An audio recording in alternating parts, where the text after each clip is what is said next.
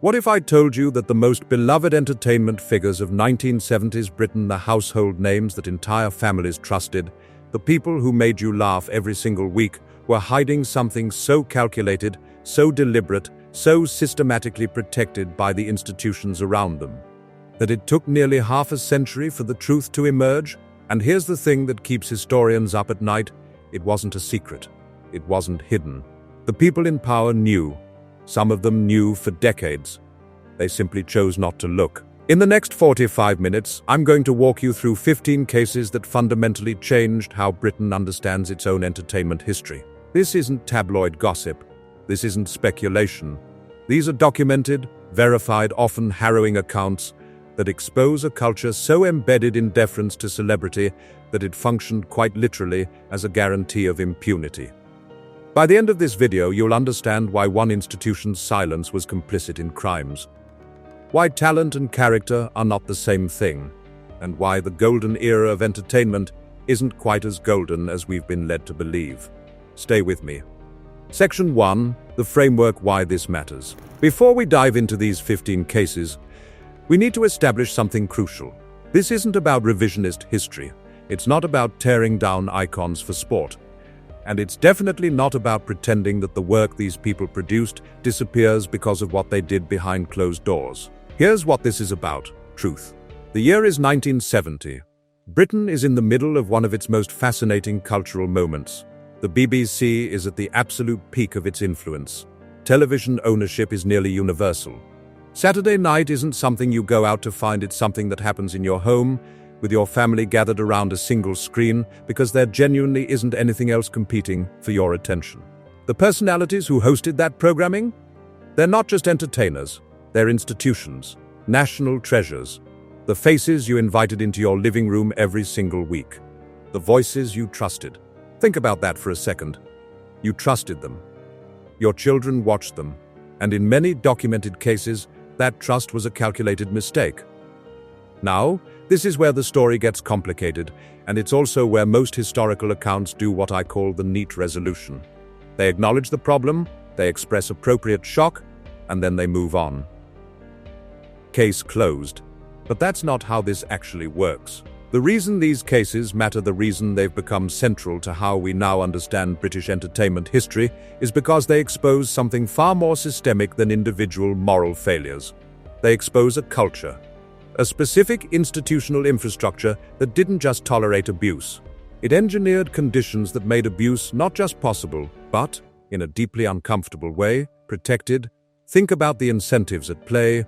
The BBC had built an empire on these personalities. Top of the Pops was the most watched music program in the country. Jim Will Fix It reached millions of viewers every week. These weren't fringe programs, these were the center of British popular culture. The institutions that profited from these people had every reason to look the other way. Not because they were uniquely evil, though some of the individuals involved certainly were, but because accountability threatened the entire commercial structure they'd built. And here's the really important part. When people in authority did know, and multiple documented cases confirm that some did, the calculation was straightforward. The reputational damage to the BBC, the financial implications, the hit to Britain's global image as a cultural power, all of that was weighed against the well-being of the victims, and the scale didn't tip in the victims' favor. That's not an accident. That's a choice. The cases I'm about to walk you through aren't equally severe. They're not equally predatory. Some involve crimes, others involve cruelty, some involve both. What they share is a common thread: powerful people in protected positions using that power in ways that range from calculated to catastrophic, and institutional systems that ensured consequences were either delayed or never arrived at all. The 1970s produced genuinely remarkable entertainment, historic work, performances that still hold up today.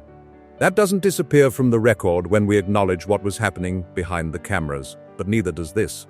Both things are true. Both things are part of the full picture, and that's what we're building here, the full picture. Section 2, the institution Jimmy Savile. There's no intellectually honest way to begin this account anywhere other than here, Jimmy Savile. Not because he's the worst, not because his case is the most dramatic, but because his case illustrates, more completely than any other, What happens when institutional protection meets calculated predation?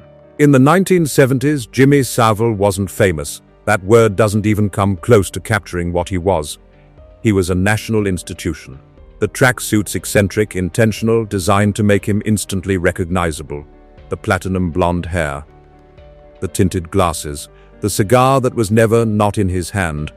The catchphrase "How's about that then?" that every child in Britain could recite verbatim. He hosted Jim'll Fix It.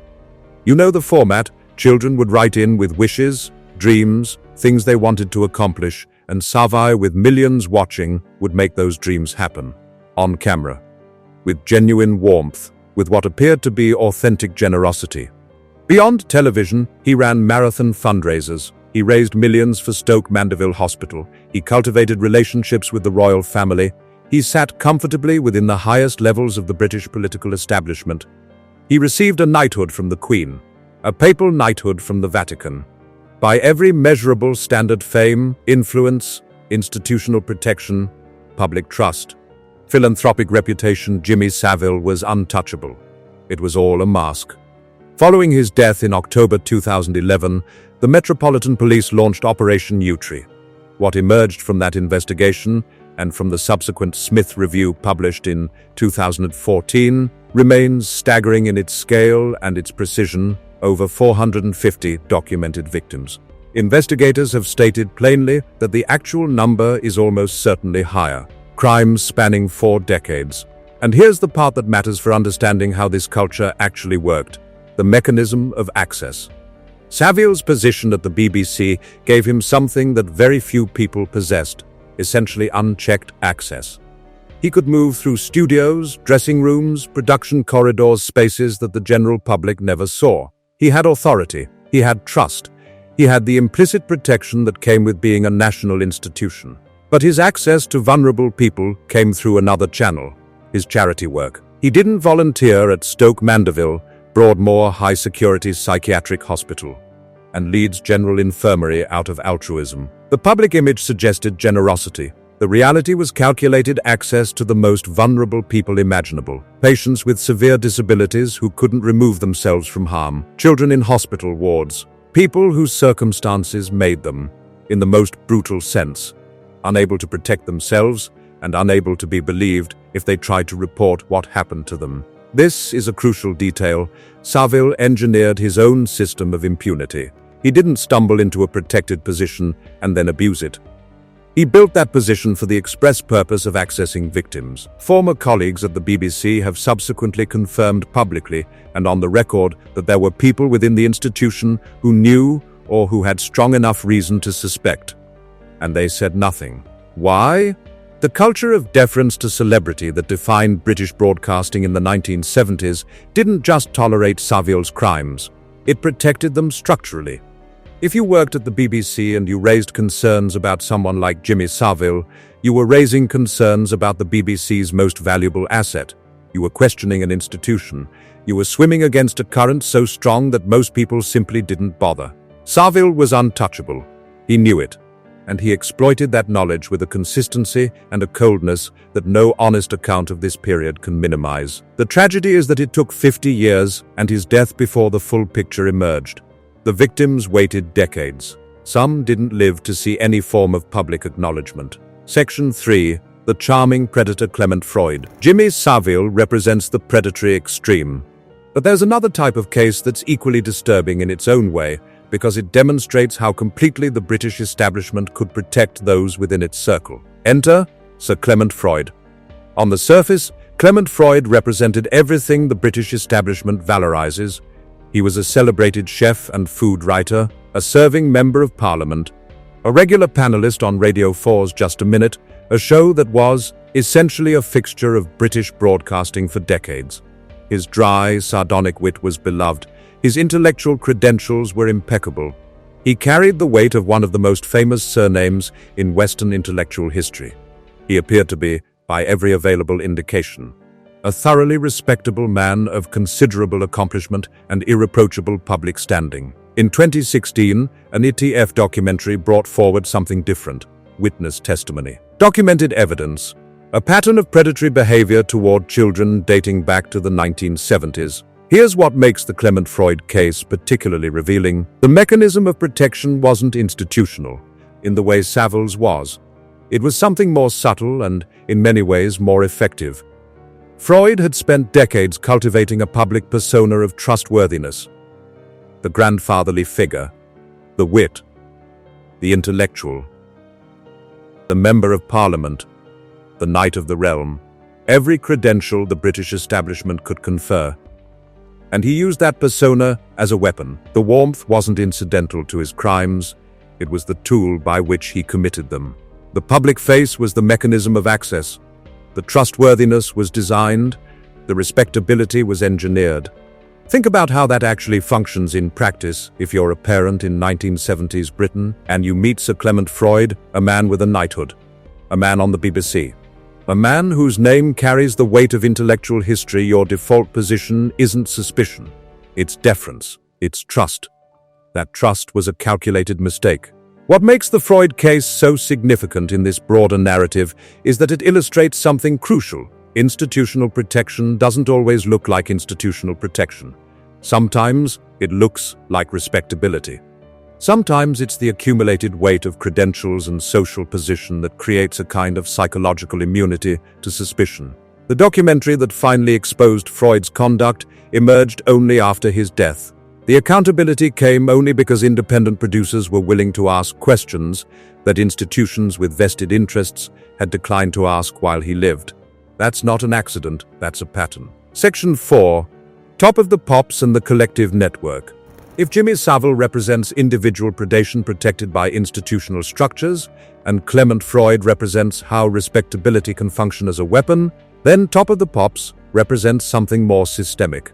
A collective culture in which abuse wasn't just tolerated, but functioned as an open secret. Top of the Pops in the 1970s was the most powerful weekly music program in Britain. Period. Full stop. The DJs and presenters who hosted it, figures including Dave Lee Travis and others, occupied a cultural status that's genuinely difficult to communicate to anyone who didn't live through that era. These weren't just entertainers, they were gatekeepers. Their approval could make careers, their access was essentially total.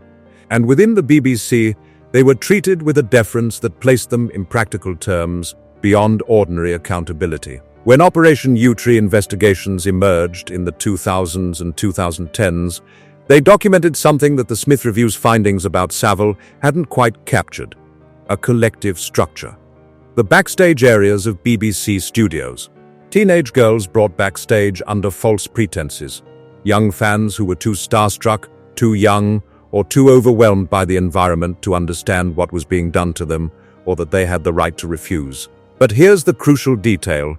This wasn't a series of isolated incidents by individuals acting alone. This was a network. Information about vulnerable individuals was passed between multiple perpetrators. They were aware of each other's conduct. They operated within a culture of shared impunity. Investigators and witnesses used one specific word to describe the scale and systematized nature of what was occurring: industrial. Industrial. Not opportunistic.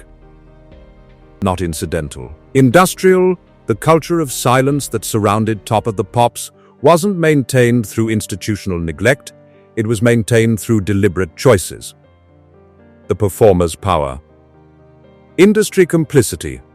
The straightforward institutional calculation that no one in authority wished to damage the BBC's most successful and most commercially valuable entertainment franchise.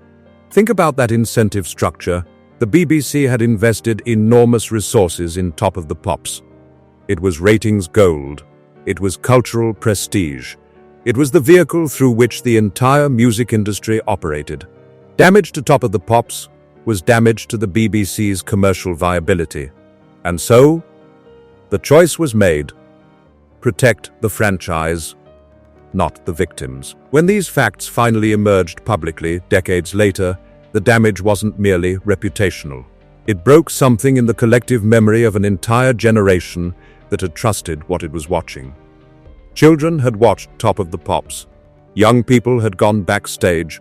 They had trusted the presenters. They had believed themselves to be in safe spaces. That trust had been weaponized. Section 5. Tony Hancock. We've covered predation. We've covered collective networks of abuse. Now let's talk about something different: calculated self-destruction and the collateral damage it creates. Tony Hancock's contribution to British comedy is genuinely historic. Hancock's half-hour, both the radio series and its television adaptation, represents some of the finest situation comedy ever produced in Britain. The character of Anthony Aloysius St. John Hancock, the pompous, self-deluding, perpetually disappointed everyman, is a towering achievement of comic writing and performance. But Hancock dismantled everything that built him with a deliberateness that can only be honestly described as calculated self-destruction. And he took others with him on the way down. The architecture of his success was built by Ray Galton and Alan Simpson, writers who created every word he spoke, every routine that made him famous. The collaborative work spanning years. Years of building something together. Hancock fired them. Why? Because his ego couldn't accommodate how visible their contribution had become. He needed to believe the success was entirely his own. The success wasn't enough. He needed the validation of sole authorship. He removed them methodically, one by one, and then he did the same thing to Sid James, his perfect comic foil. These weren't impulsive decisions made in moments of professional panic. They were methodical calculations. The removal of people whose proximity to his success threatened his psychological need to believe that success was entirely his own. What followed is documented extensively in Roger Wilmot's biography, the spiral that consumed not only his career, but the people around him. His wives, his collaborators, the people who loved him and remained despite everything. They described a man whose bitterness had curdled into something that was not sadness, but cold, deliberate cruelty. The mistreatment was methodical rather than explosive. He knew precisely where the wounds were. He pressed them with intent. He died by suicide in Sydney, Australia, in June 1968, leaving a note that reflects a man who understood, at the end, the emptiness he had engineered through his own choices. The tragedy is real, and it is his, but so is the harm, and both belong in the record. What Hancock's story reveals is something crucial. The culture of the 1970s didn't just protect predators. It also allowed talented people to destroy themselves and everyone around them without meaningful consequence until everything had already been destroyed. Section 6. Richard Burton and Peter O'Toole. Richard Burton is, without question, one of the greatest actors the British Isles has ever produced. His voice alone, an instrument of such range and power that it can't be adequately described without hearing it. His stage work at the Old Vic in the late 1940s and 1950s established a classical legacy that few performers of any era have approached. His film work includes performances of genuine greatness. None of that is in dispute. What is also not in dispute, because Burton himself documented it in extraordinary and often anguished detail, is what his alcoholism had turned him into by the 1970s, and what that transformation cost the people closest to him. Burton's published diaries, along with Melvyn Bragg's biography, drawn substantially from those same diaries, present a man of acute self-awareness who was nonetheless largely unable or unwilling to interrupt the destruction he was causing. His relationship with Elizabeth Taylor, one of the most publicly scrutinized relationships in the history of global celebrity, was defined during this period by what Burton himself described in his own writing as psychological warfare and physical intimidation during episodes of severe intoxication. Here's the crucial detail. Burton wasn't a man who lost command of his faculties when drunk. He was a man who used intoxication as a license to say the cruelest things his formidable intellect was capable of producing. He knew what he was doing. He chose to do it. On the set of the 1974 film The Klansman, Burton was reportedly so severely intoxicated that he was physically unable to stand unaided. And simultaneously, he was directing his considerable verbal intelligence toward the crew and his co-stars with a precision and a cruelty that witnesses described as genuinely traumatic. That precision matters, because it reveals something about the nature of what was happening. This wasn't accidental harm, this was targeted harm. This was a man using his intellect as a weapon. Peter O'Toole occupied a similar space. Lawrence of Arabia alone secures his position among the finest screen actors of the 20th century. But by the 1970s, his drinking had moved him from the category of charismatic hellraiser a category the British press handled with considerable indulgence into something that his family and colleagues described with significantly less affection. O'Toole's documented habit was to draw younger actors into extended drinking sessions with complete and apparently cheerful disregard for their health, their contractual obligations, or the impact on their developing careers. There's a quality of deliberateness in the accounts. A man who had decided that the ordinary rules of conduct did not apply to him, and who took a specific pleasure in demonstrating that conviction by pulling others into the wreckage alongside him. The tragedy of both Burton and O'Toole is real. Their talent was real. The self-destruction was real. But so were the documented experiences of everyone who got too close to the fire they built around themselves, and their accounts have as much claim on the historical record as genius does. Section 7.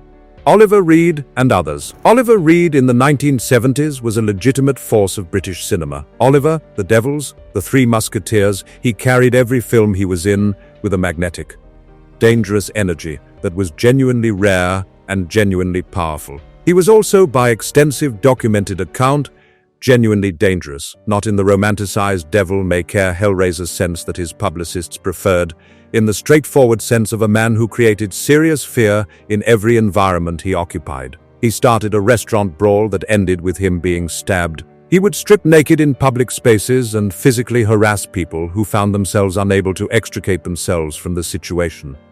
His treatment of women, described repeatedly by multiple independent sources from the period, was characterized not as crude or boorish, but as predatory and aggressive.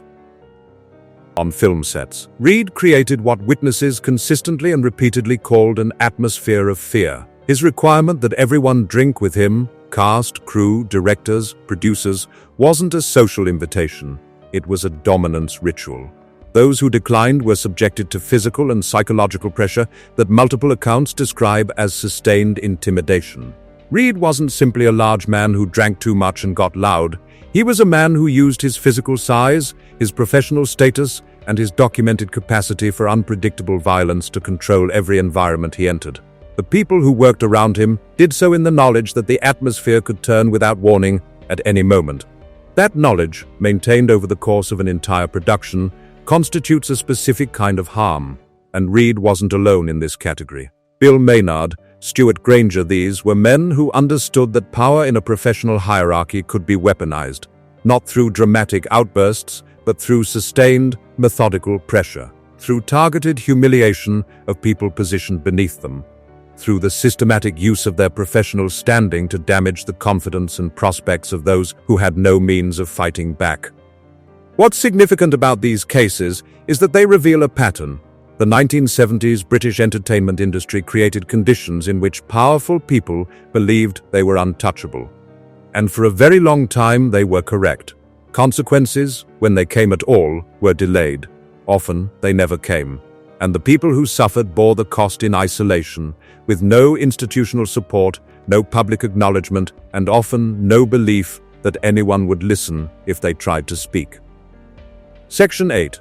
Jean Le Mesurier and the cost of integrity. Jean Le Mesurier occupies a different position on this list, and precision about what the documented facts actually establish is important here. Le Mesurier himself was not a man whose conduct was cruel or predatory. His reputation then and in every subsequent account was one of extraordinary gentleness, a quiet dignity that made him one of the most genuinely liked figures in British television.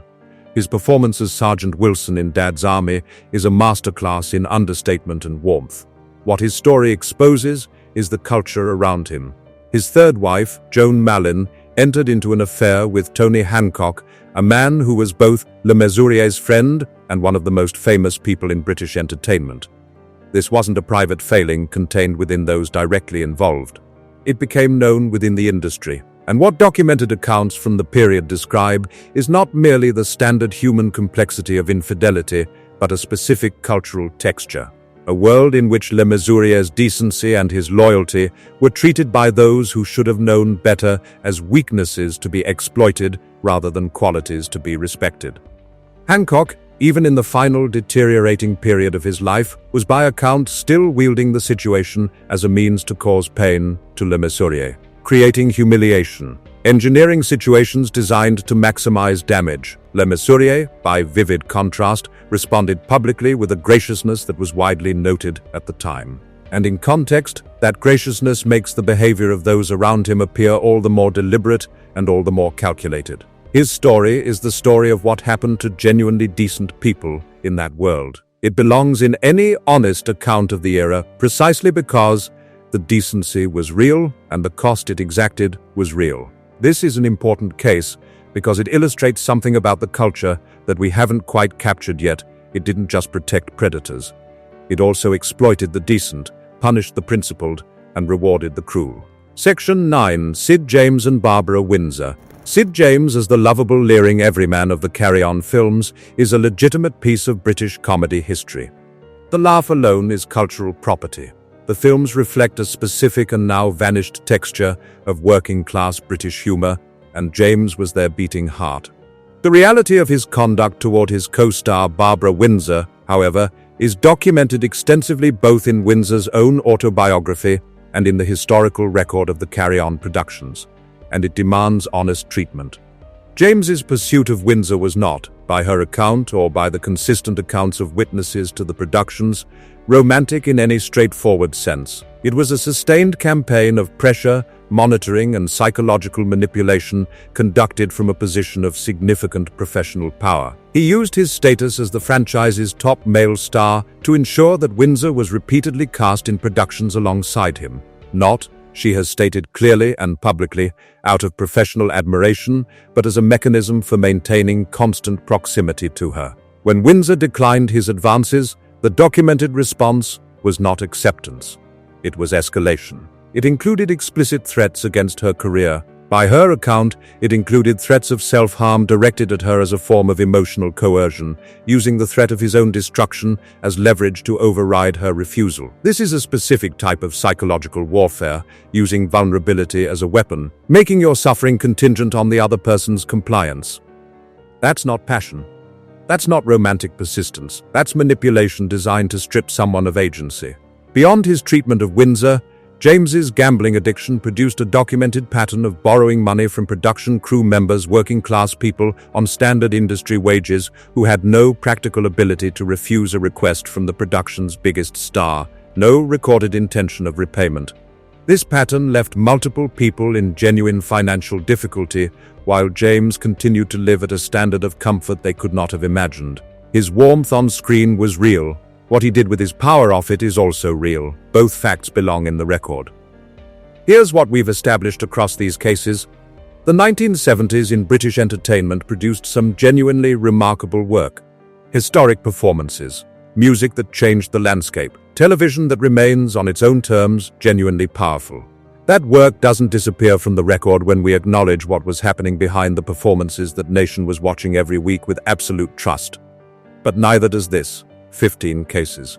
From the industrial-scale predation of Jimmy Savile to the documented cruelty of Stuart Granger to the collective network exposed by Operation Yewtree to the posthumous revelations about Clement Freud. These aren't footnotes to the era. They aren't uncomfortable asterisks to be acknowledged briefly and then moved past. They are the full picture. They are what was happening behind closed doors, behind the performances, in the spaces the cameras didn't reach. The lesson that emerges from every single one of these documented cases is the same, and it doesn't become less true for being repeated. Fame and talent are not character. The ability to command a screen or hold an audience tells you nothing, precisely nothing, about what a person does with power when no camera is pointing at them. The 1970s British entertainment world operated on a system of deference to celebrity that allowed powerful people to believe they were untouchable. For a very long time, they were correct. The victims waited years. Some waited decades. Some did not live to see any form of public acknowledgement of what had been done to them. When their accounts finally emerged through investigations, through documentaries, through the courage of people who had carried these things alone for far too long, they changed the way Britain understood its own recent history.